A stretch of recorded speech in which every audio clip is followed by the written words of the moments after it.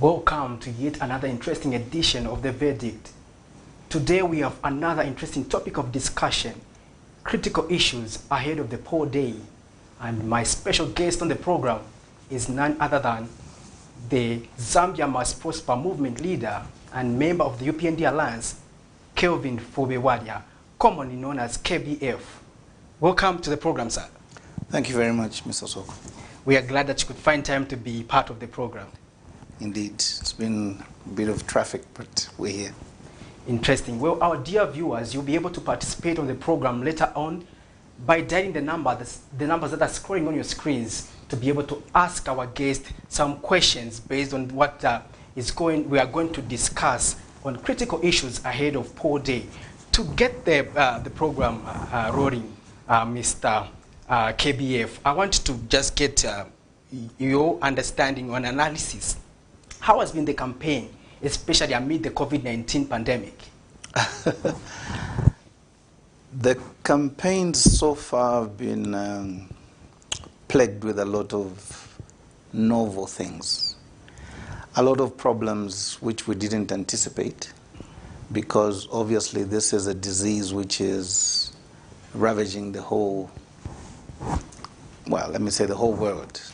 So we've had to adjust and ensure that we get our campaigns running on platforms such as these,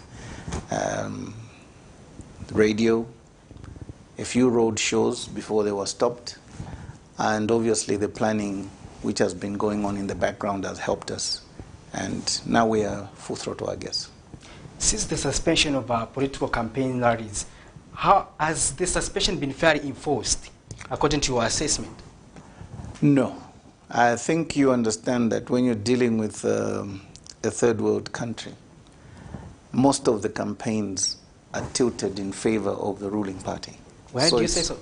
Because, one, the people in power are obviously going to run the elections behind the scenes. Second of all, the people in power have more resources. They have more machinery. The government machinery is on their side, the police, the army, and the other people. And obviously, without saying too much, we understand that some of the players are afraid of doing their job properly because they think and feel that they're being watched by these big eyes or eagle's eyes, and 3/4 of the time they're afraid, basically. So the campaigns have not been fair. They've been tilted in favor of the PF, but we are getting there.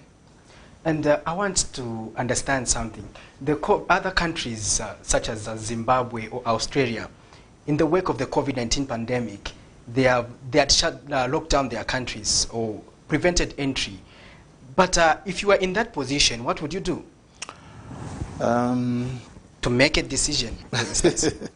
First of all, let me say that the COVID pandemic has been very devastating. We have lost a lot of prominent Zambians to the disease.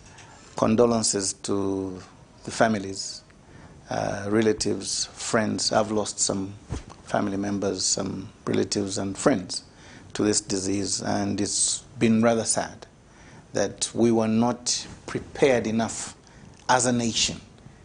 Even when we went through the first and second wave, we did not do enough to prepare ourselves for this third wave, which is the Delta variant, which people are talking about. It's been a bit of a problem because the leadership in this country takes everything for granted, and the planning wasn't there. I think when the first wave came, second wave came, we were more or less spared as a nation. So the politicians took it for granted, it's business as usual, and they carried on.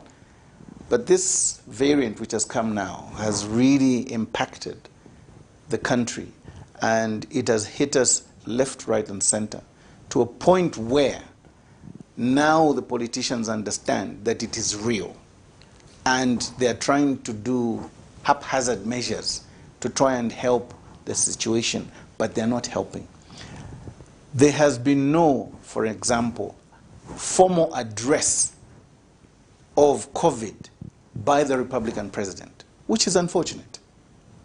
Leadership requires that when you have such a magnitude of a problem, the president must give direction, comfort, and a lending hand, a shoulder to lean on for the nation. As a father figure, we have not seen that with our president. Reasons best known to himself. For example, this latest shutdown of schools, bars, and things was being announced by the Secretary of the Cabinet. Now, when you look at other nations who've taken this pandemic very seriously, it is the presidents of those countries who address the issues head-on. For example, just yesterday, in South Africa, Cyril Ramaphosa was on state national TV addressing the nation after 14 days of the lockdown, because he promised that after 14 days, I'm coming back to give the nation an update. Have you seen our president on national TV addressing the nation on COVID? Of course not. We are treating this thing with kid gloves. But when the pandemic was starting, someone would argue to say the president had made one or two statements. In other words, you mean it should have been a continuous process? The president is the person that you and me elected into office. With the greatest respect, not Simon Miti. He's a good friend of mine, the secretary to the cabinet. But Simon Miti was never elected into office. It is the person who is elected who is supposed to address the Zambians, because he's accountable to them. Simon Miti is not accountable to me. He's accountable to the appointing authority. Exactly. So the president, your vote and my vote put him into that office. That's his duty. The first duty of a president is, one, to defend the constitution of this country, as by law established. The second duty of a president is to defend this country from enemies within and outside the country. Third duty is to provide leadership. The president, unfortunately, is failing to do that. So who do we blame? The president. COVID is so serious, you cannot delegate it. There's been over-delegation of this COVID issue. It's too serious. Like I was saying, it is Cyril Ramaphosa who's on TV every day, not the Secretary of the Cabinet in South Africa, no. It is Mnangagwa in Zimbabwe talking to his people. It is Uhuru in Kenya talking to his people.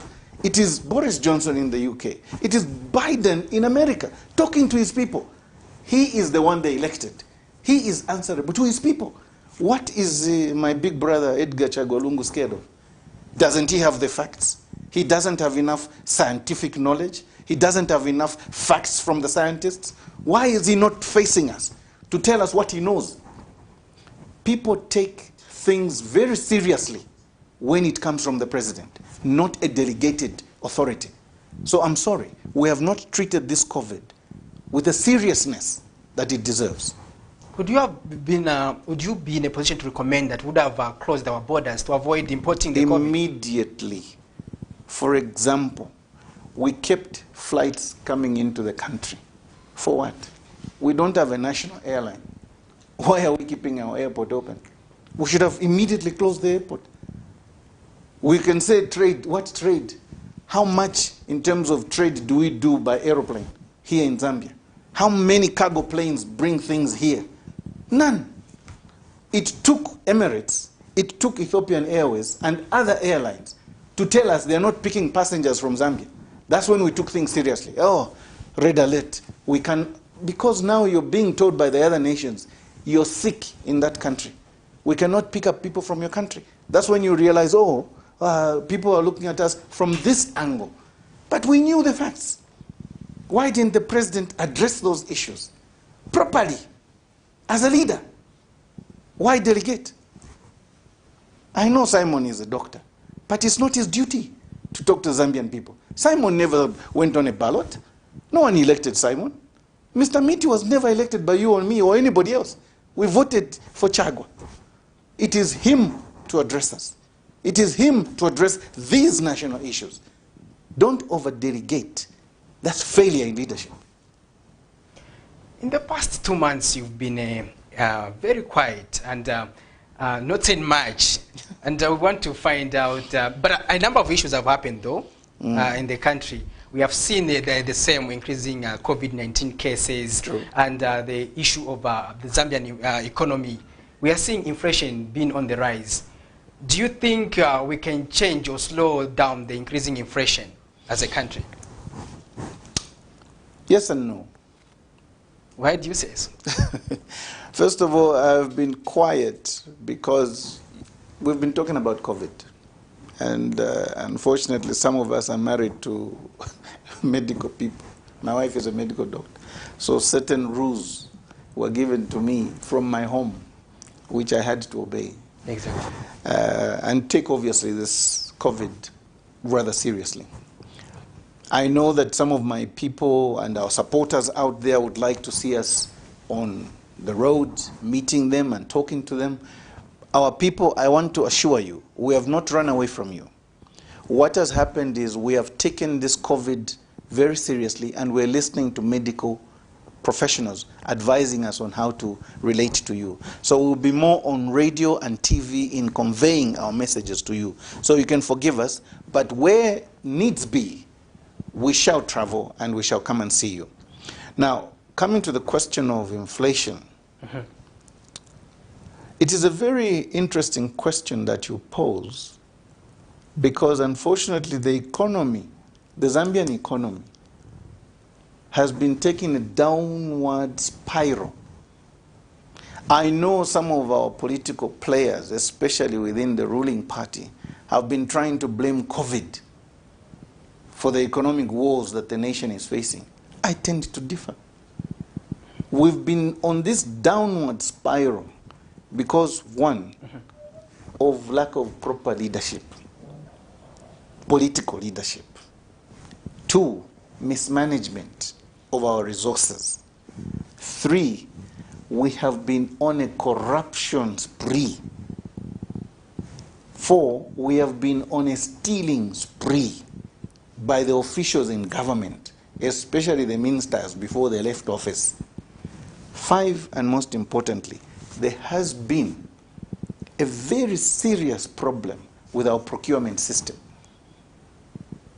These factors have affected this economy, and they have affected how you and me are living our lives today before we can talk about the pandemic. So they should not hide under the pandemic. No, this pandemic is 1.5 years old. It just came. What has happened in the last 7 years when Chago has been in office, the last 10 years when PF has been in office? You can't blame it on COVID. COVID has just come. It's mismanagement. It's the lack of leadership in taking proper cardinal decisions that are affecting the nation today, economically and otherwise. So the inflation is because we, the people of Zambia, have allowed a poor leadership to continue. And the only answer to that is to change that leadership. They have failed economically. These are things I said even when I was in PF myself. I never minced my words. I told the PF we need to change leadership, because I saw from a very long way off, we're off the grid. This is not what we promised the people. The inflation today has spiraled because the procurement system is bad. For the sake of our viewers, what does it mean when we are having such a high inflation? Well, let's break it down so that the common man can understand. It simply means that we have too much money chasing very few goods. Who is having more money when others complain that they don't have money? You haven't seen the cadres sleeping on beds and showing you that they've got money. But this money is not related to production. That's the problem. The Bank of Zambia has been printing money. This money is not worth anything. Okay? For you and me to have money which is worth something, it must be related to a certain production venture. The only way the economy improves is that the economy must improve because you're producing something. Now, if you're not producing anything, but you've got money, what does that mean? The money is useless. So there's too much money in the economy chasing very few goods. And that's the problem we have. This money has no value. But in Zambia, we're making it look like it's valuable, when it has no value per se. Because it hasn't been produced properly. Tell me of an economic venture which has produced that money, which these cadres have. You've seen them. They've put monies on their tables, they've put money on their beds, and they're saying they're living very large. Some of these boys who you've seen in these videos you've seen, what jobs do they do? Is cadreism a job? Honestly, our youth today must be happy that they can just wake up and all they have to do is go and knock at a minister or politician's home and they will be given money. Is that work? That is how much we have reduced our youth to just singing praises for people who don't give them anything except money. What the PF has produced, if anything, is cadres who have produced lawlessness, who have produced a lot of violence, who have produced a lot of intimidation and threats. This is not the Zambia we want. No. Now, I want to understand the alliance is among top contenders in these elections. But how would you address that? In terms of? Inflation. Before we come to the issue of cadres, I would like you to tackle the issue of inflation. We in the alliance have got very broad policies. Okay? The first thing I want the Zambians to understand that we believe in the alliance that when Zambians prosper, Zambia as a nation prospers. Number one. Number two, when our women prosper, the family prospers. For the youths, we believe that every youth must be in school or at work. Now, based on this common denominator, these three as a common base, we are going to have policies which will direct each of these to build and help the nation curb, and we are going to improve by creating employment. Because we shall be targeting production, not consumption. We shall be targeting our youths. I know for a fact that 82% of this country is youth. Mm-hmm. We have 375,000 youths per annum being poured into the public, either at grade 7, grade 9, grade 12, colleges and universities. One way or another, they are left out onto the public of Zambia. They have no jobs. Whether you're qualified or not, today you can't get a job. Doctor, nurse, teacher, you can't get a job. But you're a youth. That's human capital which government has invested into. One of the biggest problems that the PF has suffered from is they have always seen that when they are putting monies into the education of our youths, they think it is a cost. I've got news for them. That's an investment. Now, when you don't look after your investment, Bwana, what do you expect? The investment will evaporate or will go to be useless because the inflation will come and eat that value. And by the time you're coming to wake up, you won't wake up. Inflation is such a big disease that at the end of the day, you and me will not be able to buy what we have. We have too much money. There will be nothing to buy. Why? We're not producing what we need. So we need these figures to be married to the realities of life. I know that we have human capital, but the human capital is not being used in the manner that it is supposed to be used. Because the people in leadership currently today don't have the ideas. They don't. All they do is come to TV, go on radio and lie. Lying has become part of the DNA of the PF, and that's why some of us have left. Tell the people the truth. Why are you lying?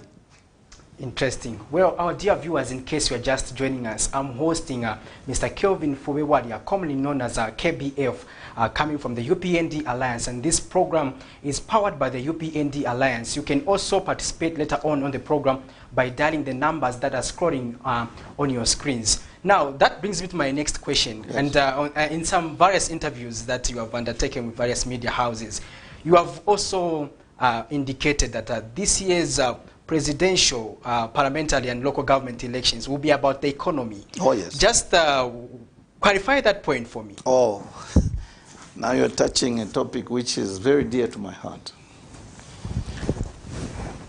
You see, The economy is so important to any nation that once the economy dies, the politics die. The churches die. Agriculture dies. The hospitals die. There's nothing there. Now let me start by giving examples. I was reading in the papers today, some politician somewhere in Zambezi, I don't want to name names, but I think you can fill in the gaps. He was saying that the cost of living is only high in Lusaka. I want to laugh at such politicians. Why? Look, the Energy Regulation Board regulates energy in Zambia. We have seen over the last few years the increase in fuel prices, 300%. We have seen the increase in this electricity by 300%. Is he telling me that the cost of fuel in Zambezi is cheaper than Lusaka? That politician. Is he telling me that the cost of electricity is cheaper in Zambezi than it is in Lusaka? Let's not lie to the Zambian people. Let's be truthful. The cost of living is hurting everybody across the board. This politician was saying the cost of living is only high in Lusaka. It is wrong to lie. The cost of fuel across Zambia is the same because the Energy Regulation Board has dictated that the cost of fuel will be the same wherever you go in every town in Zambia. So that is what drives the engine of the economy, energy. If the cost of energy is high in Lusaka, it is high in Zambezi. If it is high in Zambezi, then the cost of living in Zambezi is even worse. Why? Because there, you don't even have so many places where you can go and borrow money from. Here we've got friends. We can ring up people and say, I've got the problem. Someone may help you. In Zambezi, who will help you? That's one example. Keep spinning that. Think about it. This is what they want to make us think, that only Lusaka is difficult. No, no, no. I saw somebody, again from the PF, at a rally or some discussion, putting up a piece of paper, waving it. The cost of living in South Africa, the cost of living in Tanzania, the cost of living in Malawi, trying to make those comparisons. Yes. Let's break it down so that this ordinary Zambian can understand. You cannot compare two nations without looking, first of all, at their infrastructure, at their GDP, at their population, at their per capita income, per individual. What is the population of South Africa? Don't answer me, think about it. What is the population of the DRC? Compare that to Zambia. What is the size of South Africa? The size of the DRC, compare that to Zambia. What is the average income of an ordinary Zambian per month? I don't mean to insult people, but the civil servants, the Jesuits have calculated. They've told us in that food basket, the average earning of a Zambian is about $200, $250 per month at today's rate. Which is equivalent to in about 4,000, 5,000, somewhere there. Okay? Now you tell me that that person... But does that equate the BNB? Exactly. The bread basket is a problem because they will tell you that for an average family of about 5 members, at least you need 8,500 to live. Now you're already short. Now this is whether you're in Zambezi, whether you're in Lusaka, whether you're in Kabwe, whether you're in Livingstone, it doesn't matter. Everybody is being hit because that's how much the civil servants get. So you come and tell me, no, the civil servants in Zambezi are far much better off than the civil servants in Lusaka. Let's be serious. Now you will go and wave this piece of paper and say, no, the South African meal is 250 rand, here it's 150. What is the income of the average South African civil servant compared to Zambia? What is the per capita income? And what kind of industries are in South Africa when you compare to Zambia? How many industries do we have here that are actually making the foodstuffs that we're buying? Because most of the things we find in ShopRite, in Pick and Pay, come from South Africa. So them, the shops are right next door. The industries are right next door. Us, we're importing. You can't tell me that this thing is only affecting Zambia. No. It's affecting everybody. So when you compare nations, look at it from that perspective. Is the South African civil servant better off than the Zambian civil servant? The answer is yes. Because the incomes are different. Because the facilities they have are different. You cannot tell me that, no, because this price and this price looks like this, therefore, it makes sense that Zambia is cheaper. Who told you? Who told you?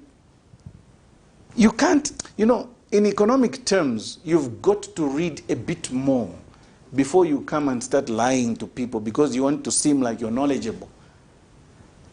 This person went further and said, you know, in England, 50 pounds, 100 pounds, can you compare a pound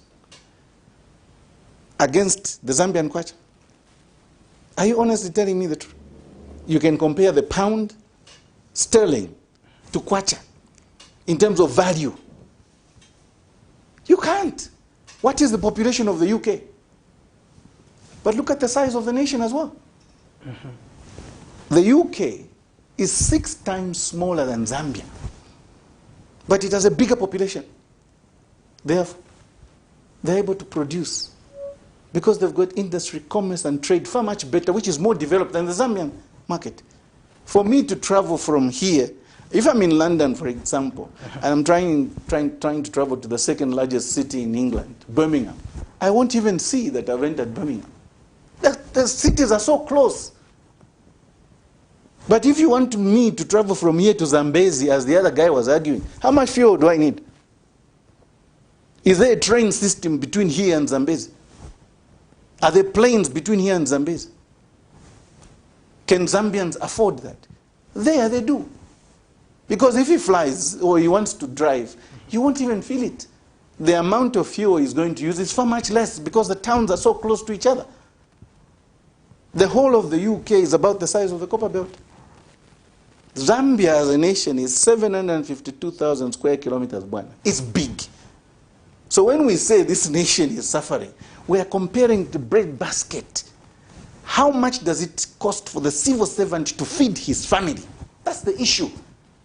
So don't go on in public fora and start lying to people because you think you have traveled, that Zambians don't know these things, therefore you're going to be waving little pieces of paper. We've been to those countries.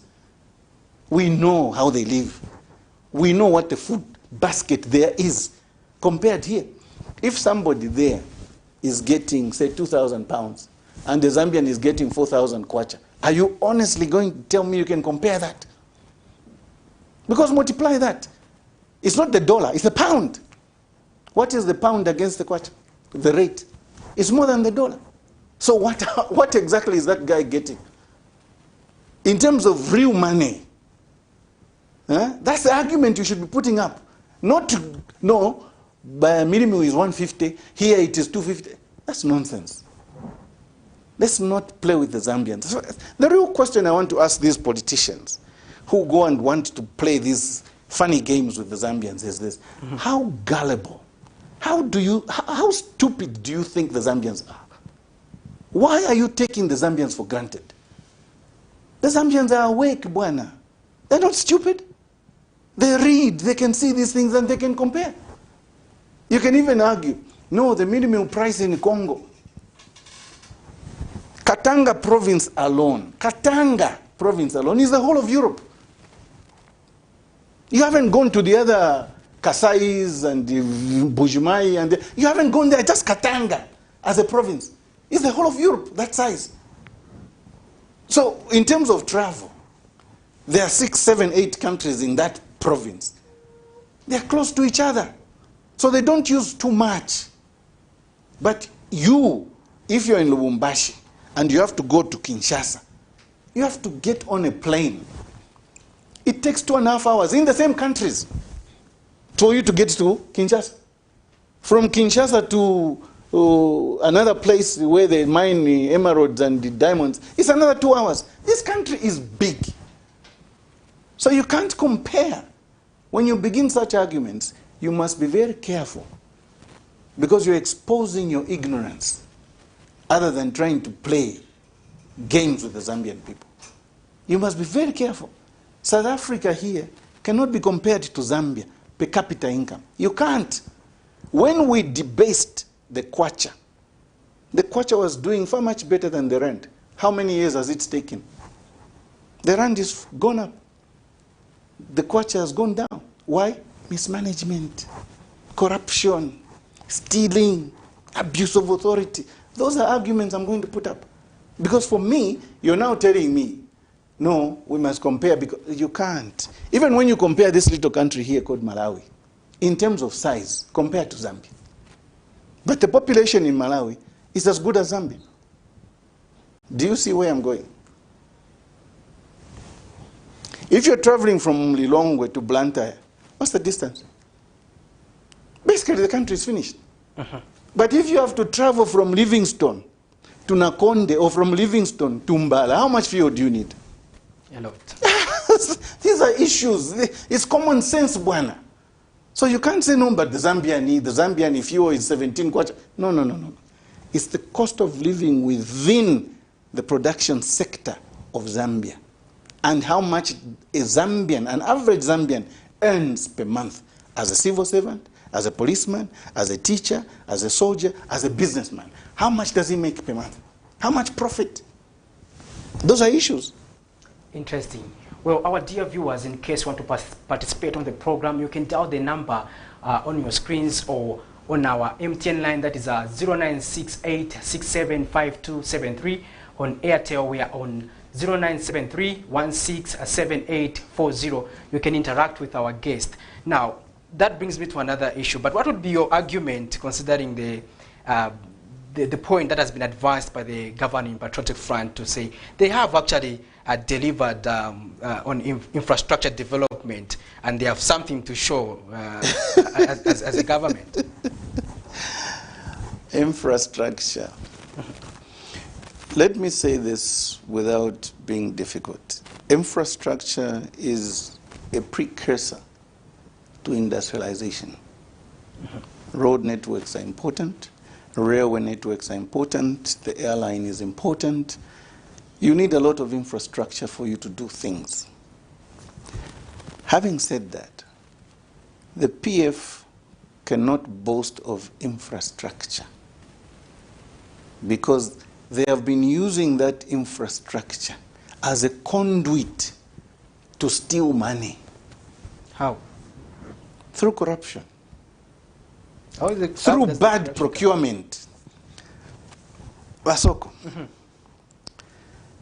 Every budget in any country, 15 to 30% of every budget of a nation has to do with procurement. Now, if that money is being abused and stolen by inflated pricing, that is theft. They've talked of infrastructure. What roads have they done which are economical and beneficial to the country? I was part of the team that was sitting with the odd man Sata planning these things. We know these things. This is the Link Zambia 8,000 program. We started with the odd man. My notes may be in tatters now because you may not understand. But at the end of the day... Mr. KBF, I would like to interrupt you for our caller. First, we just find out... no, the caller has to wait before I lose my thought process. Okay. Yes. I want you to tell me, when we're talking infrastructure, I'll give you a few examples so that the caller understands. I come from a little town called Mufulira. I was born and bred in Mufulira. The president of PF, Mr. Lungu, went to Mufulira, cut ribbons between Mufulira and Indola Road, and said they would put up that road. Have they done that road? It's just 65 kilometers. Ribbons were cut. Ceremonies were held, one. Between Mufulira and Chembe in the Luapula province, there's a Pedico road. They did 43 kilometers of that road. It's 70 kilometers. They haven't finished that road.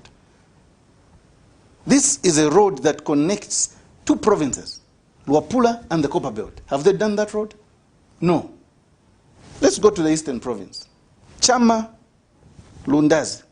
Have they done that road? They haven't even done the bridge. Lundazi to Chipata. Has that road been done? Vubwi, Chadiza, have they done that road? These are roads which people have been crying for years, and they are part of this link, Zambia 8000, we had with the old Mansat. Let's go to the Western Province. When you just leave Senanga, going to Sisheke, Mwandi, right through to Kazungula, have you traveled on that road of late? Is there a road there worth talking about? Have they done that road? When you branch off going to the right-hand side of Sioma, going into Sioma, from Sioma to Shangombo, 171 kilometers, has that road been done? Let's bring it back here. When you leave Mongu, you get into Kaoma. Kaoma to Lukulu, have they done that road? When you come back here, go up north, a very important road, which leads us to the second busiest port after Chirundu, Nakonde border. Nakonde, you come to Isoka, 100 kilometers. Isoka to Chinsali, 100 kilometers. Hello. Chinsali to Mpika, 165 kilometers. Mpika to Serenje, 246 kilometers. Have they done that road? Not yet. Are you still not ready to take a call? No. Mpika to Kasama, 210 kilometers. Have they done that road? The Tuta road today, you can't travel on it. When you come to Serenje, getting into Luapula, you can't travel on that road properly. That bridge is standing as a white elephant now because people don't want to use that road. Have they done that road? When you get into Luapula itself and you go up north, reach Mansa, start going up to through Mwense, Cherenge, Kashikishi, up to where the Chief Mununga is. From Chief Mununga onwards, it's gravel, right up to Chienge. Have they done that road? From Chief Mununga, you turn right, get into Msumbu, right through to Kaputa. Have they done that road? The Kaputa road to Mporokoso, have they done that road? Don't let them whitewash you and lie. These were part of the link, Zambia 8000. There are pictures here, Bwana. We knew what we wanted to do with Old Mansata. The problem is they picked projects which they wanted to steal. Let's come back to the street here in Lusaka. The president is on record. He drove and went and said the dual carriage between Lusaka and the Copper Belt is being done. They cut ribbons. There were drums being beaten. Have they done that road? I'm trying to show you that when they talk of infrastructure, don't listen. These white elephants, the Fishelemuko, Vale Mipangila, this is not development. How economical is that for you?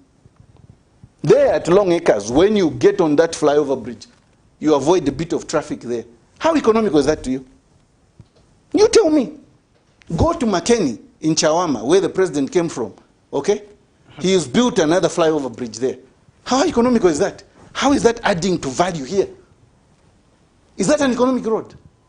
I've given you examples of roads which were meant to be done in the link Zambia 8000 here. The economic roads have been ignored. They went for projects where they could eat, where they could get something which they inflated. Are those economic roads being done for your benefit? No, they're being done for their benefit. They are boasting now of the Kazungula Bridge. We failed to pay part of that money on the Kazungula Bridge. Botswana had to come to our aid. Huh? We started as a joint project. We couldn't pay part of our money. Botswana paid. That's an economic road. That's an economic bridge. But we are owing. Most of these things are Congolese. So it's not like they are doing them for free. They are not doing them because they want you and me to benefit. No, it's because if it's priced at this level, they know, then they put a markup on top. That's the markup which they steal and they take and put in their pockets. That's the only reason they're talking of this infrastructure. That is stealing, Bwana. The procurement in this country has been exaggerated to a point where the Zambians are now feeling the pinch. Now, when you say infrastructure, one of my brothers in PF was saying, each year when you throw a stone, wherever it lands, there's an infrastructure development. Are you serious? Let me talk of hospitals. When we were with Old Mansata, we said we'll build 650 hospitals, clinics, mini clinics. Okay? How many have they built? And even when they build them, are the doctors there? Are the nurses there? Are the beds there? Are the medicines there? That is development. Now, if you build white elephants and they have nothing in there, what are you trying to tell the Zambians? Don't hoodwink the Zambians. I'll go back to my question.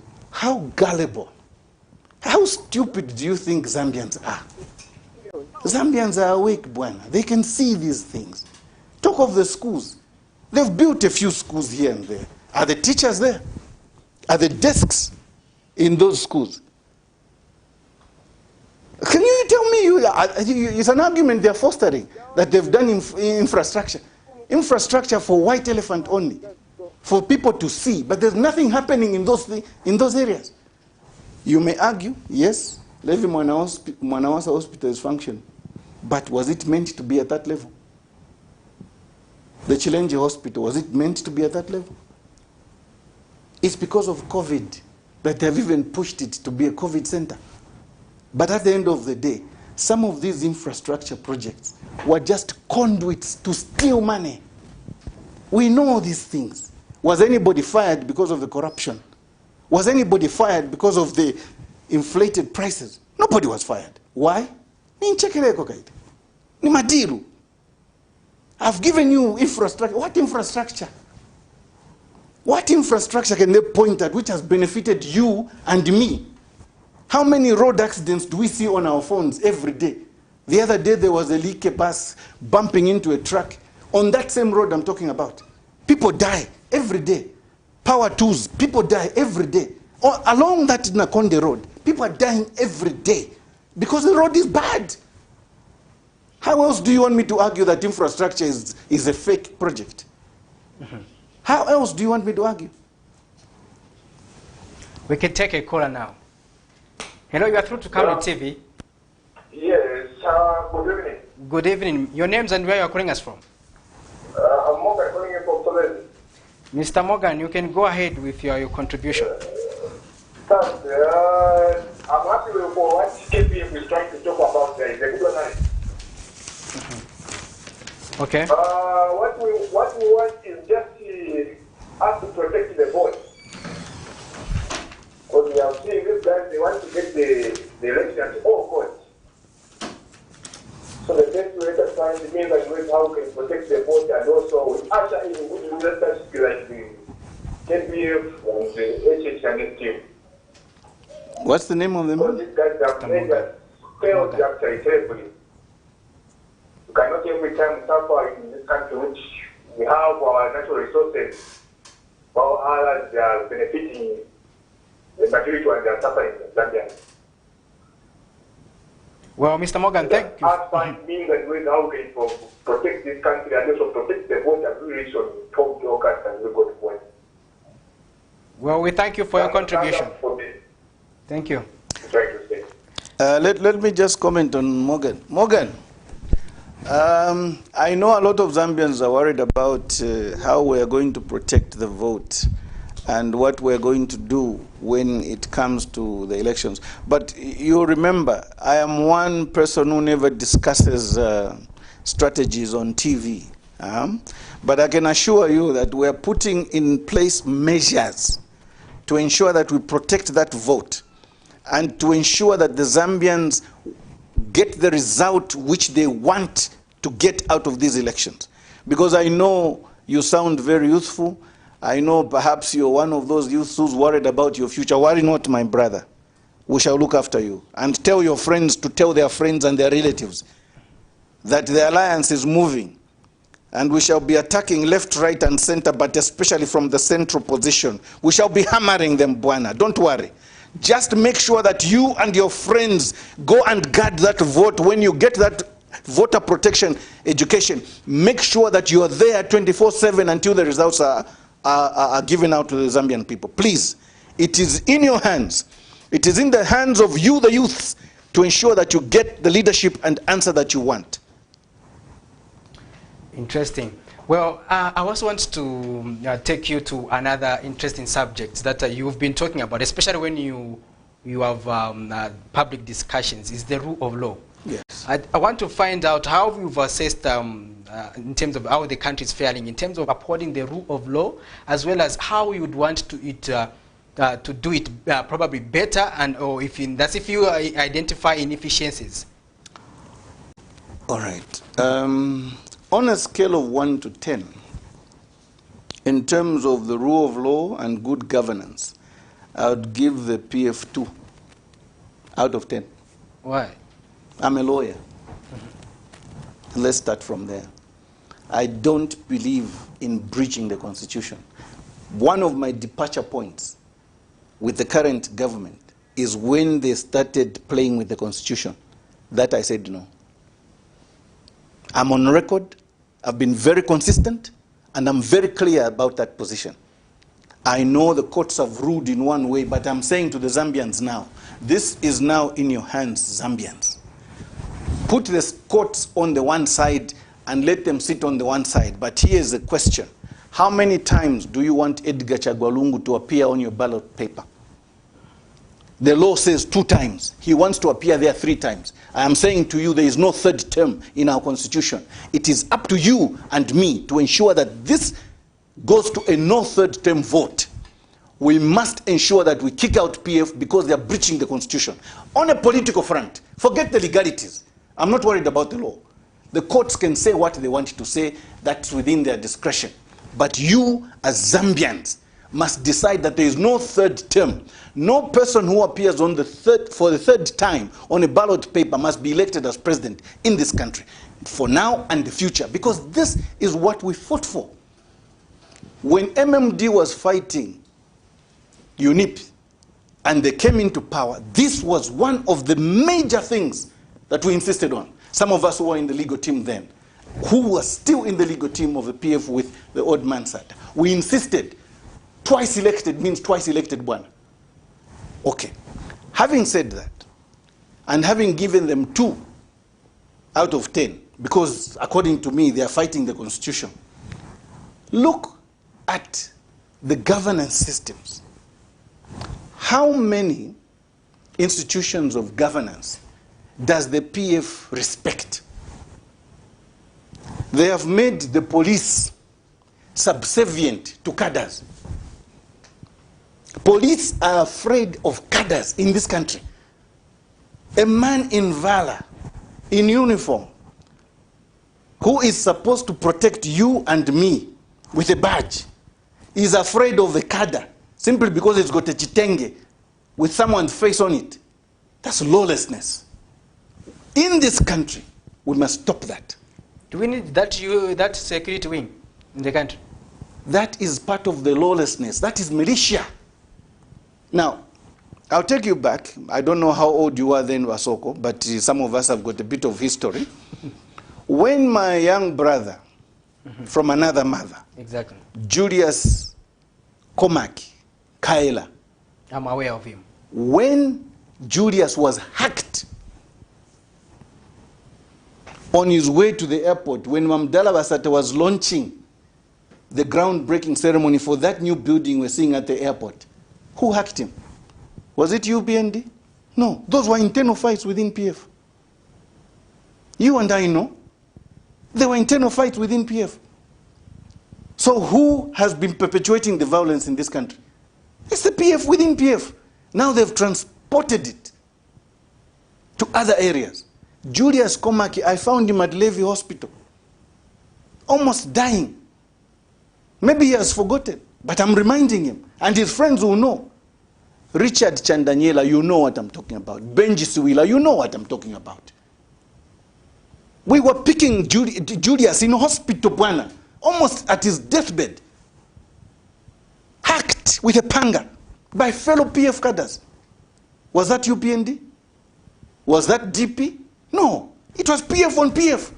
This is the nature of this party. And that is why some of us have said, we can't belong to this. When FIC produces its report, annual report, on the politically connected people, when they are put out there, the president is given that report. What action is taken? You tell me, you're journalists, you go and investigate. No action, Bwana. In fact, They start attacking Fik. They start attacking Mary, my sister. That is her job, bwana. When the Drug Enforcement Commission arrests big fish, don't touch those people. When SEC arrests people, you go and interfere in the background. The first person to issue a statement against an arrest is the president. No, SEC is coming after me. Bwana, the president, you and me are lawyers.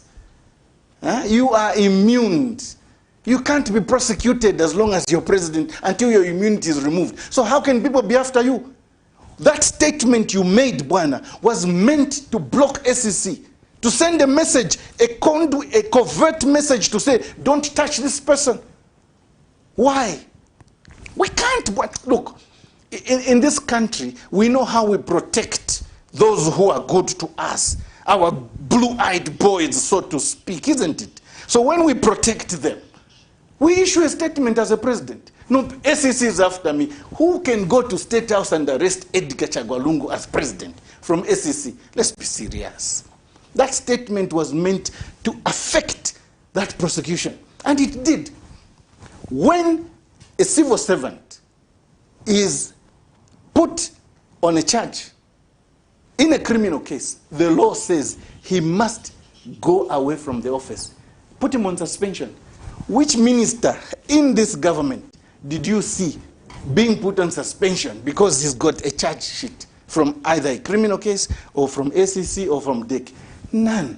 It was the president who was protecting them. No, he's innocent until proven guilty. Bwana, the law is the law.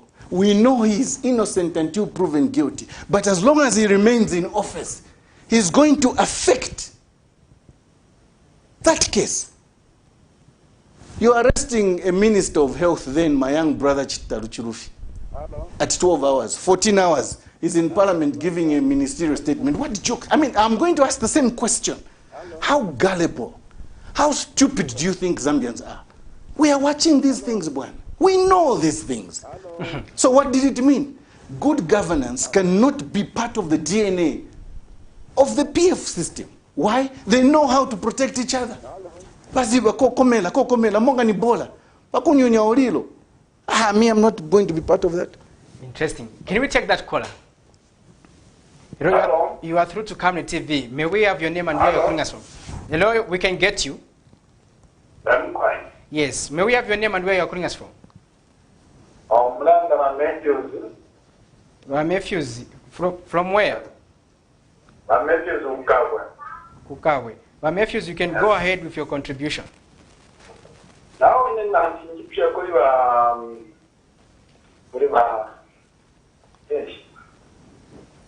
Nine BWALYA mkwai.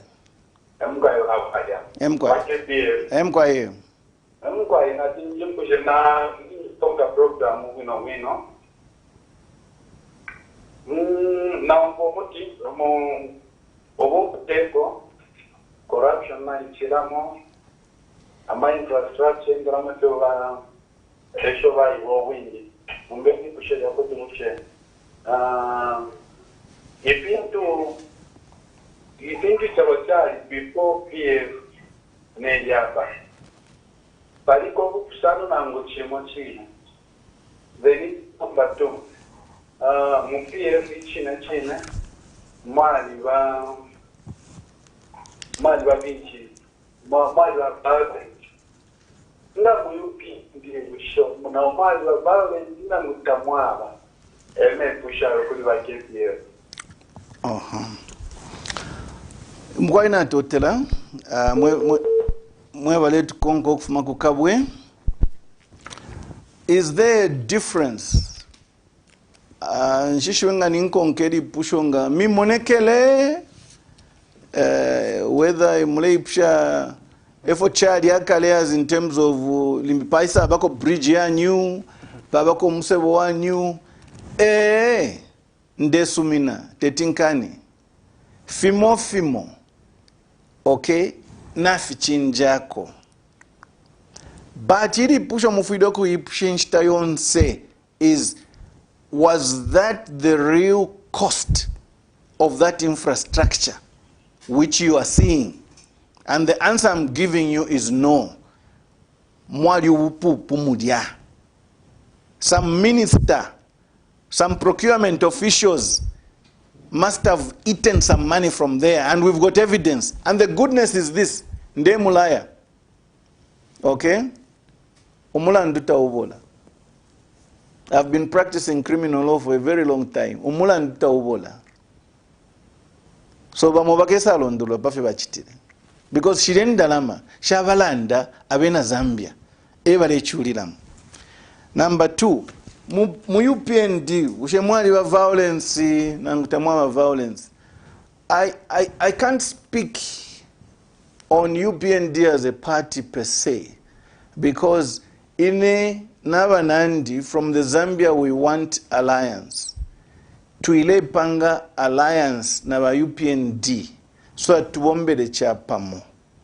So what has been happening in the UPND, I cannot, what is the word, speak, authoritatively, nalabepa. But have I seen social media reports that UPND have been fighting or they have been defending themselves against certain attacks? Yes, I've seen that. Because the point I'm making is, I am coming from PF. I know the culture of PF. I know who is responsible for violence within PF. And I want to say there is more violence within PF than I have seen from UPND. And I don't want to go into arguments about figures and Wangane. But muchibemba tutile mulomfo chibemba nde mwana mwemba chinji push ala na kanyerere kene ngowa katitikisha kaka kusuma. So if the UPND are reacting to a stimulus of violence, it is because they want to self-defend themselves.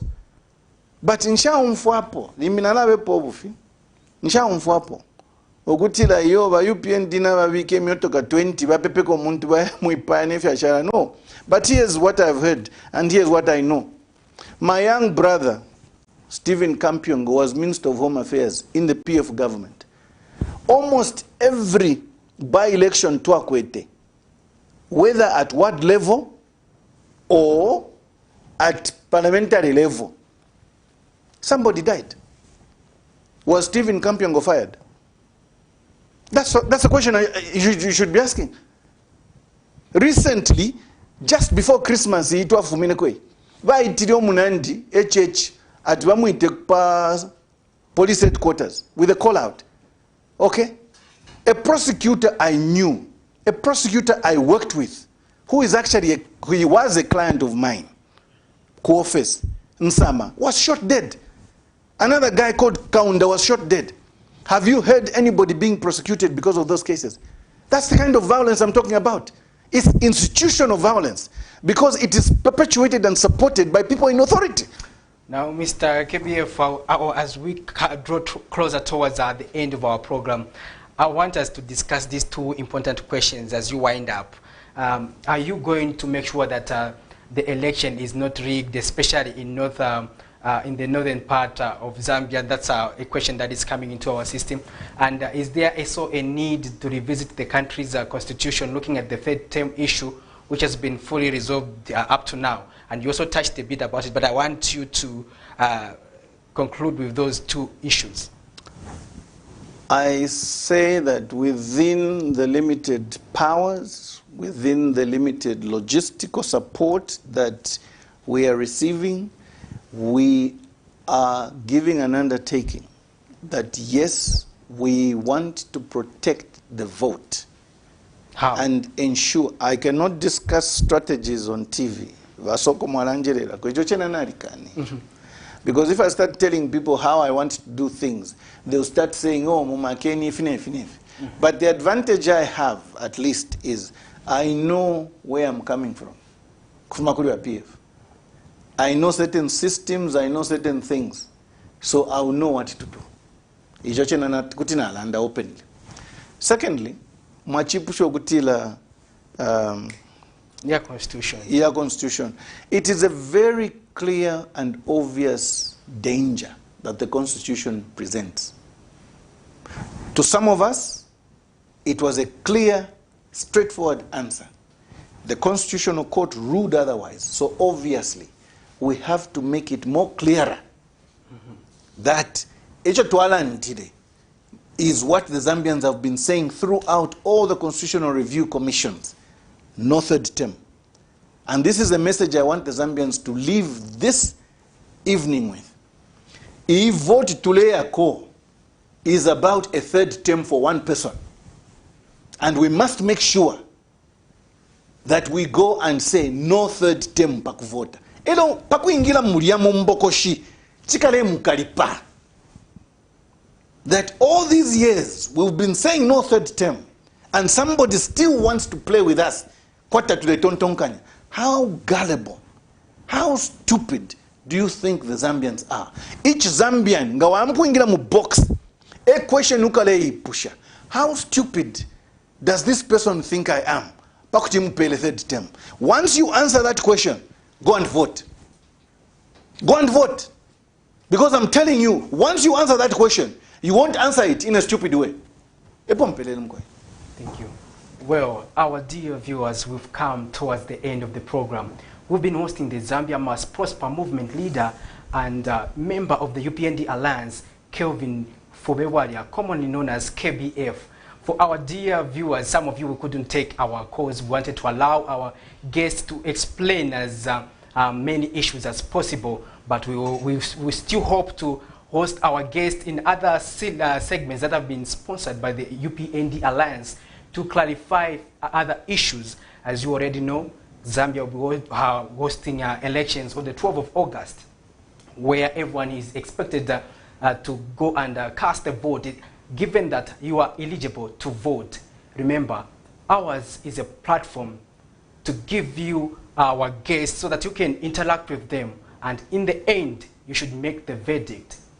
Your host has been Patrick Soko. Until next time with another interesting edition of The Verdict, stay tuned to KAME TV.